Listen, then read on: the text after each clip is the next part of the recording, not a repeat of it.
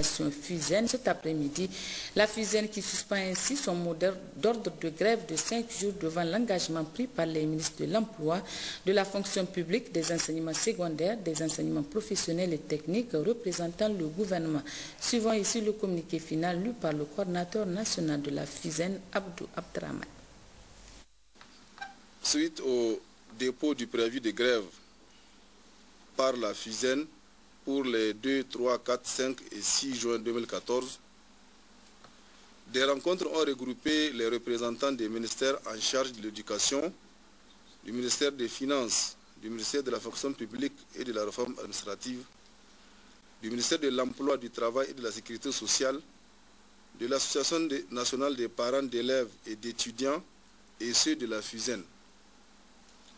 Ces rencontres ont pour objet l'examen des possibilités de créer les conditions de la sérénité dans le secteur de l'éducation. À l'issue des échanges, il ressort ce qui suit. De l'adoption du statut particulier des personnels de l'éducation.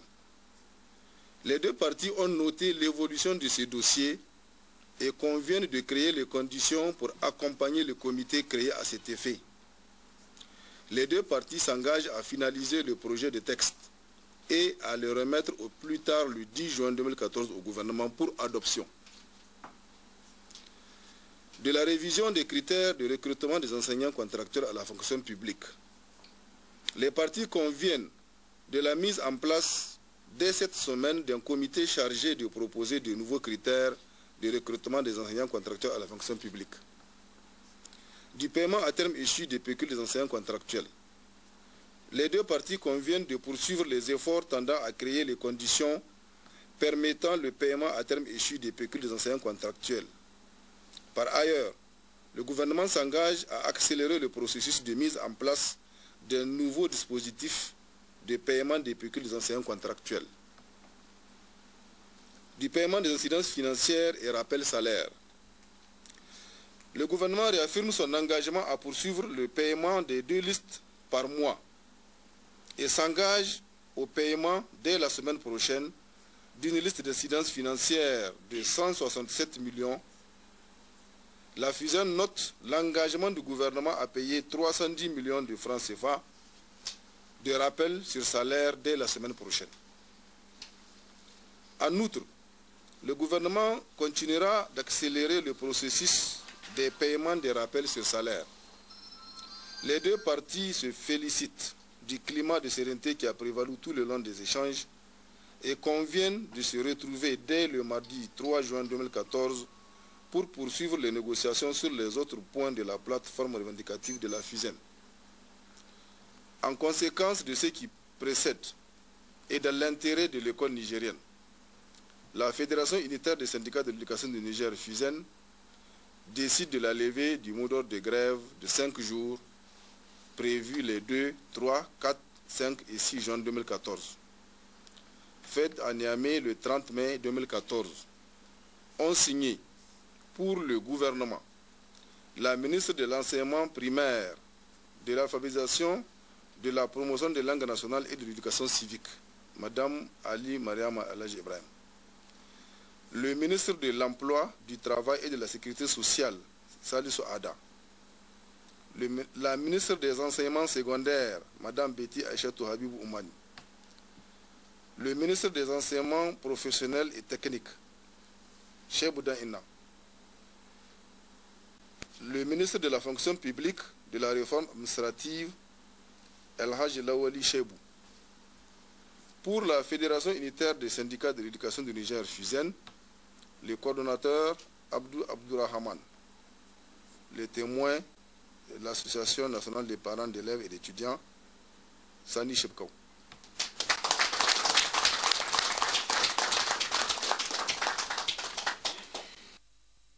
Le ministre de la Justice, garde des Sceaux, porte-parole du gouvernement au terme de sa mission de travail dans la région d'Agadez, Maurou Amadou a tiré les conclusions de sa mission après avoir effectué un certain nombre de visites et réceptionné le bureau de l'Agence nationale pour l'assistance juridique et judiciaire au tribunal de grande instance d'Agadez, Hachim Mohamed et Nassir Nkakali, pour le compte rendu. Au niveau de la maison d'arrêt, le ministre de la Justice a particulièrement encouragé le personnel en charge de la sécurité de ce camp pénal sous la conduite du lieutenant Mostafa Assari et salué son esprit d'initiative qui a permis d'effectuer des réalisations concrètes de nature à humaniser les conditions carcérales des détenus. Au niveau du tribunal de grande instance, remettant officiellement au président de cette juridiction les bureaux et les équipements informatiques, le ministre Marou Amadou a précisé que la création de cette agence au sein des tribunaux constitue une évolution de la 7e République en matière d'appui aux personnes à faible revenu ne pouvant pas assurer les charges de leur défense. Après la ville d'Arlit, le ministre de la Justice a poursuivi son programme dans la commune urbaine d'Agadez. C'est ainsi que la délégation ministérielle s'est rendue d'abord au centre de transit pour enfants en difficulté appuyé par l'État, l'UNICEF et l'OIM. Même situation trouvée à Arlit, des femmes et des enfants de bas âge candidats à la migration clandestine, tous originaires de la région de Kanché. Une activité malsaine entretenue savamment par un réseau de trafiquants de la traite qui en font un véritable fonds de commerce. La maison d'arrêt d'Agadez, prochaine étape de visite du ministre de la Justice Marou Amadou, a présidé la cérémonie de lancement de la 3e phase des activités d'un sous-projet exécuté par une ONG locale, une action destinée à la réhabilitation des détenus par la formation professionnelle à des métiers manuels au profit des jeunes et d'enfants pour un changement de comportement. Le ministre a visité les différents ateliers. Le quartier des femmes détenues a été aussi visité par la mission. Certaines attendent toujours le jugement et d'autres ont sollicité la remise de leur peine. Le régisseur de la maison d'arrêt d'Agadez a de son côté aussi brossé à la délégation la situation de cet établissement et soumis quelques doléances. Peu après ces visites, une importante réunion a regroupé autour du ministre de la Justice les membres de sa délégation, le gouverneur de la région d'Agadez, le colonel-major Garba Mekido, les autorités judiciaires, l'honorable sultan de l'Aïr, Oumar Ibrahim Oumarou et d'autres invités. Centre d'intérêt, comment contrer la migration des femmes et des enfants de la région de Kanché, tout en respectant les droits humains. Il convient de signaler que plusieurs contributions allant dans le sens de mettre fin à cette traite ont été enregistrées. Au nombre de celles-ci, celle très remarquée du sultan de l'Aïr, l'honorable Ibrahim Oumarou. Plusieurs participants ont saisi cette occasion d'ailleurs pour saluer à l'unanimité la détermination du gouverneur de la région d'Agadez, le colonel-major Garba Mekido, d'endiguer ces fléaux dans sa région. À l'instar de la communauté internationale, notre pays célèbre demain 31 mai 2014 la journée mondiale sans tabac qui a pour thème augmenter les taxes sur le tabac. À la veille de cet événement, le ministre de la Santé publique, Mano Agali, a livré un message dans lequel il appelle les Nigériens, toutes couches sociales confondues, à s'engager dans la lutte anti-tabac pour l'instauration d'un environnement sans tabac partout au Niger, suivant le ministre de la Santé publique. C'est conscient de l'importance et de l'efficacité d'une bonne politique de taxation dans la réduction de la consommation du tabac que notre pays a porté en 2013 le taux d'assises des produits du tabac de 40 à 45%, ce qui représente le plafond fixé par notre espace communautaire. Comme vous pouvez le constater, l'augmentation des taxes sur le tabac revêt une triple signification. Tout d'abord, elle génère de substantiels revenus à l'État. Ensuite, elle prévient le tabagisme chez les jeunes sans revenus.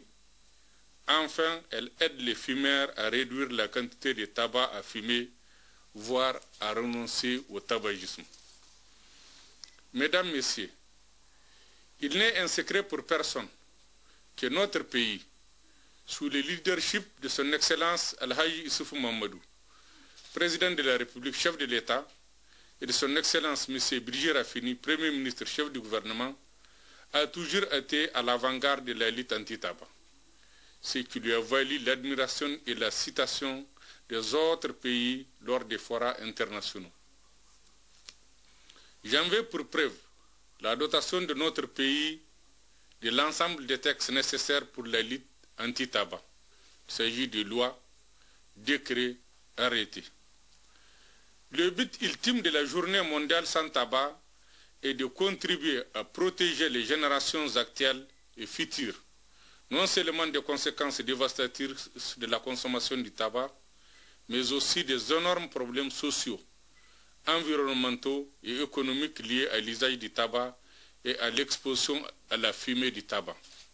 C'est pourquoi je voudrais appeler à la mobilisation de toutes les couches sociales de notre pays, décideurs, parlementaires, partenaires techniques et financiers, ONG, associations, sociétés civiles, parents, éducateurs, leaders d'opinion, hommes, femmes, jeunes, pour faire triompher les idéaux de la lutte anti-tabac à travers l'instauration d'un environnement sans tabac partout dans notre pays.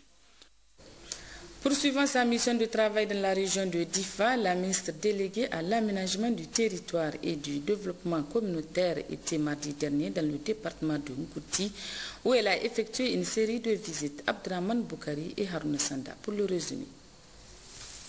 Dans le département de Ngouti, la ministre déléguée à l'aménagement du territoire et du développement communautaire, Mme Ibrahim Binta Fodi, en compagnie du gouverneur de la région de Difa, M. Yakoubou Soumana Gao, des autorités administratives, communales et coutumières et des cadres centraux et régionaux relevant de son département ministériel, s'est ici intéressé à une boutique gérée par une femme qui a bénéficié d'un appui de la haute autorité à la consolidation de la paix.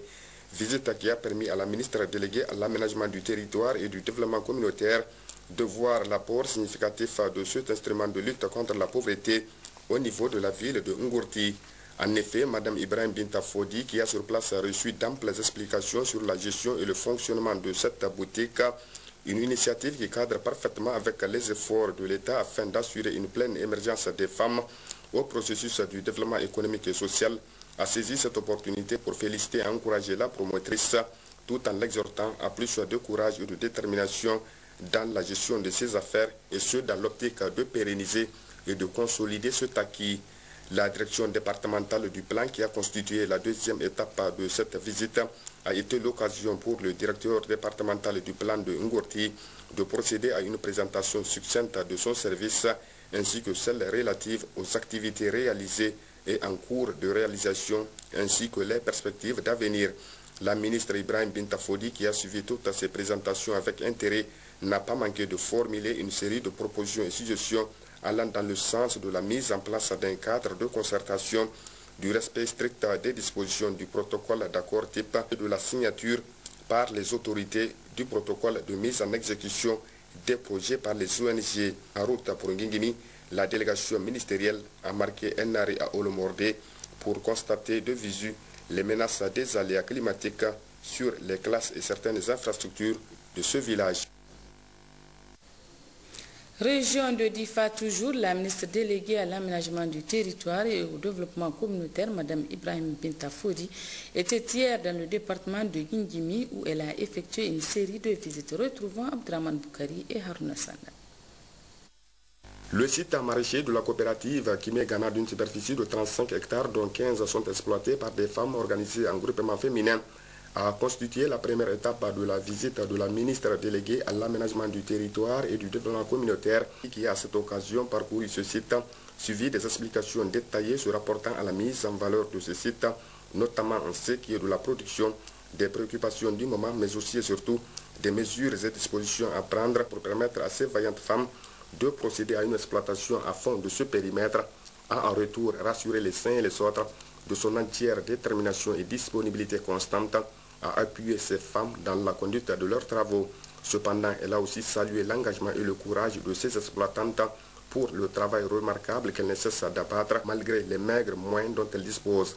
Le foyer féminin de Ngingimi, qui a également reçu la visite de la ministre déléguée à l'aménagement du territoire et du développement communautaire, a permis à la mission d'apprécier les différentes formations dispensées au niveau de ce centre, qui a récemment bénéficié d'un appui de la haute autorité à la consolidation de la paix, ce qui du reste a permis de rehausser le niveau d'équipement de ce centre qui a déjà formé plusieurs femmes dans le domaine de la broderie, la couture et le tricotage.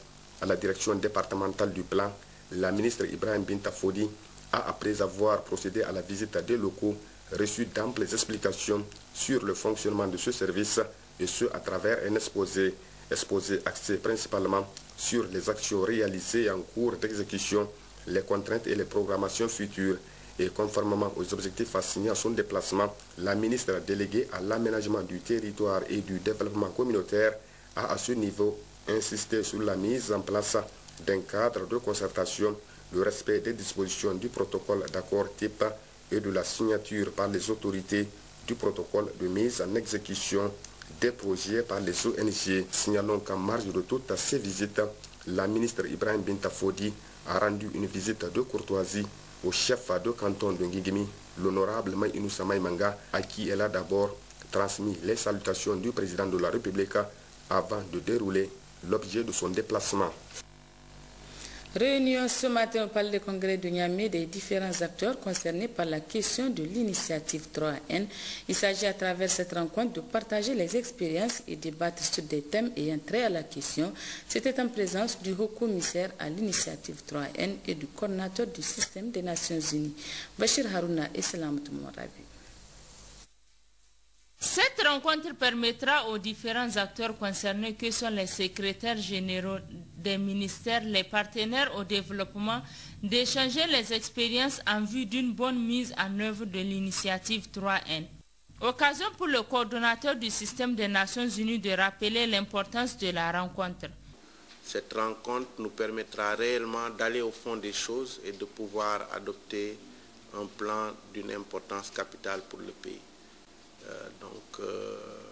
Nous attendons des débats, des orientations précises et une lecture appropriée du contexte et des priorités et surtout des actions au bénéfice des populations nigériennes.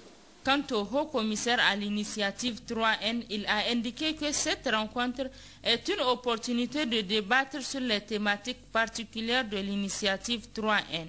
C'est un concept à la mode, j'allais dire, mais il faut que chez nous, ça représente une réalité propre du Niger, une réalité consensuelle. C'est laquelle nous devons nous comprendre, parce que dans les années à venir, les uns et les autres, que ce soit les partenaires au développement, que ce soit l'État, le gouvernement du Niger, nous aurons à engager des actions qui auront une importance particulière dans la résilience au Niger. La résilience des ménages, la résilience des communautés, la résilience nationale tout court. L'initiative 3N, il faut le rappeler, est une stratégie dynamique et participative pour tous les acteurs concernés par la question en vue de réussir ce programme ambitieux pour le Niger. Une journée de protestation contre les tracasseries routières et administratives s'est déroulée hier après-midi à Makolondi, région de Tillabéri, organisée par l'ANDDH et Alternative Espace Citoyen. La journée s'inscrit dans le cadre de la campagne Semaine de mobilité régionale de la CEDEAO pour la liberté de circulation en Afrique de l'Ouest. Compte rendu Guy Mathieu-Théa et Mahamadou Adam. La journée de protestation à Makalondi s'inscrit dans le cadre de la campagne de plaidoyer de la CEDEAO visant à amener les décideurs nationaux et régionaux à prendre des mesures pour mettre fin aux pratiques anormales de tracasseries routières et administratives sur les routes de la CEDEAO, notamment à Makalondi. Des députés nationaux et des autorités administratives ont pris la parole pour dénoncer ce phénomène. Nos frères, nos sœurs ont du mal à se déplacer dans cet espace CEDEAO. Et notre souhait ardent, en tant que structure ou organe de défense des droits de l'homme, fait demander aux autorités, aux différents acteurs, de contribuer pour que ces différents actes posés qui sont là soient appliqués. En tant qu'élu, nous estimons que cette initiative de faire un plaidoyer dans le sens de respecter cet historique accord signé entre les États membres de la CEDEAO est une initiative à saluer.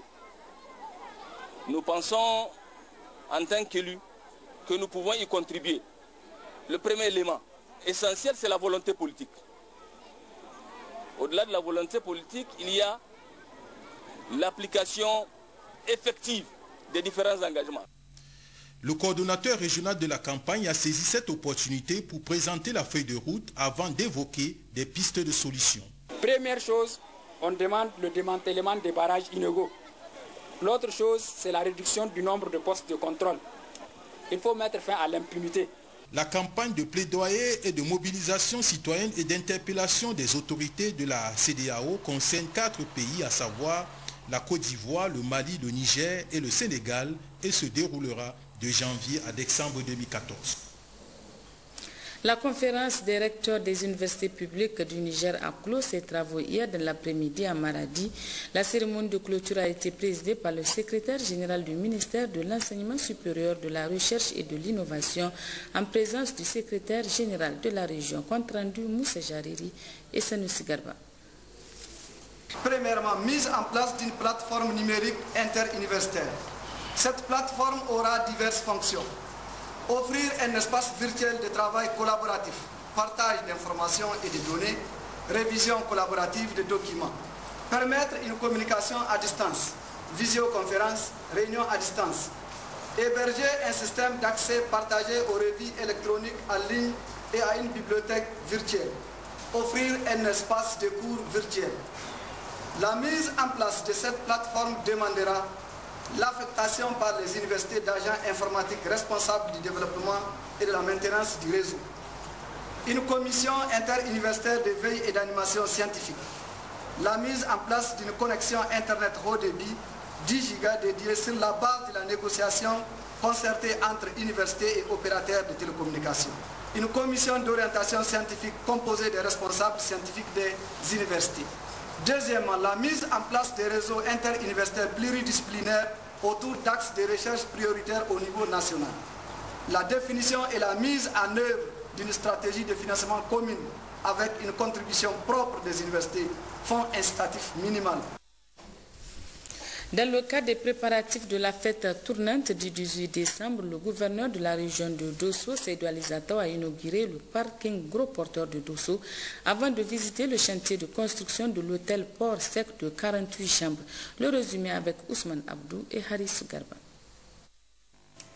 La commune urbaine de Dosso est en train de connaître des mutations multiples et multiformes avec sa modernisation à travers le programme du président de la République, chef de l'État, El Hadji Issifou Mahamadou, avec également son extension significative et aussi des mutations sur le plan économique et social. Le parking gros porteur de Dosso va permettre de régler le problème de stationnement anarchique des camions et aussi celui des embouteillages. Pour un coût global de 210 millions de francs CFA, le parking gros porteur de Dosso, outre la clôture, compte un bloc administratif, un bloc sanitaire, 3 guérites, 28 lampes pour une capacité de 500 camions sur une superficie de 4 hectares. Après la coupure du ruban, le gouverneur de Dosso, Seydou Zatao Ali, a visité les lieux et a salué cette performance enregistrée dans la commune urbaine de Dosso. Les explications données au gouverneur ont fait ressortir que chaque camion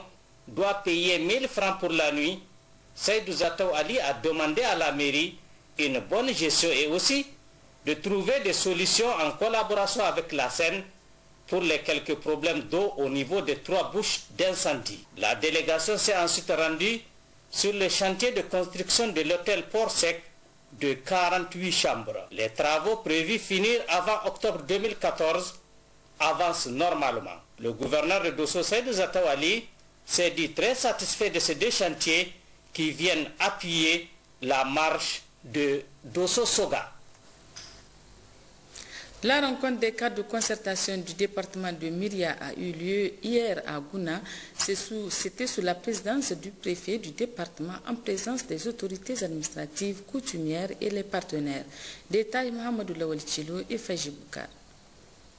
Cette rencontre de concertation se veut un cadre de maîtrise de l'intervention des partenaires et la connaissance du niveau d'investissement réalisé. Elle a pour entre autres objectifs connaître les interventions des partenaires et leur répartition dans le département, harmoniser ces interventions, faire le point des difficultés rencontrées et proposer des solutions. Rappelant le contexte de la tenue de cette rencontre, le préfet du département de Myria, Abdourahmane Ilyas, a indiqué qu'elle intervient après la tenue à Maradi de la conférence des cadres qui a demandé aux autorités à tous les niveaux de promouvoir les échanges entre les acteurs en toute transparence pour assurer à la population des services et des prestations de qualité. Au cours de cette rencontre, a-t-il indiqué, les performances des programmes et projets seront appréciées sur la base des informations collectées, ce qui sans nul doute contribuera à l'atteinte des objectifs du plan de développement économique et social, seul cadre de référence en matière de développement au Niger. Il a en outre suggéré de passer à revue l'outil de présentation des résultats et les règles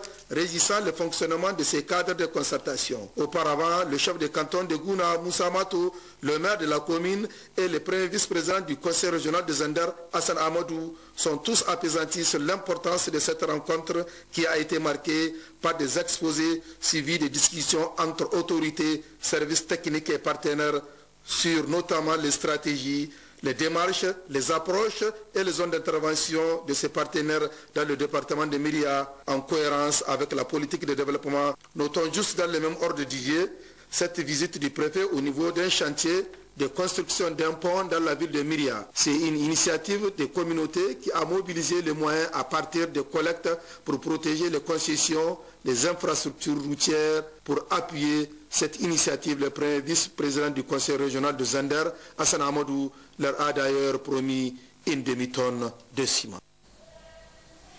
Ouverture hier des travaux de la deuxième session extraordinaire du Conseil régional de Difa au titre de l'année 2014.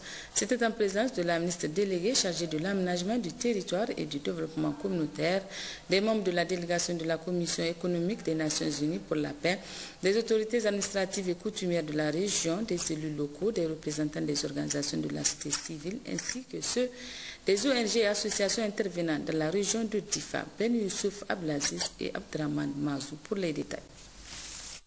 Plusieurs allocutions ont été prononcées à l'ouverture des travaux de cette deuxième session extraordinaire du Conseil régional de Difa qui, en 2 jours, débattront sur le processus d'élaboration du plan du développement régional de Difa. Parmi les invités de marque, le représentant du directeur sous-régional de l'Afrique de l'Ouest souligne qu'en vue d'atteindre les objectifs du gouvernement du Niger en matière de la décentralisation et conformément à l'une des missions de son institution, accepte de mettre à la disposition du gouvernement un appui technique et financier pour élaborer un plan de développement régional de Difa.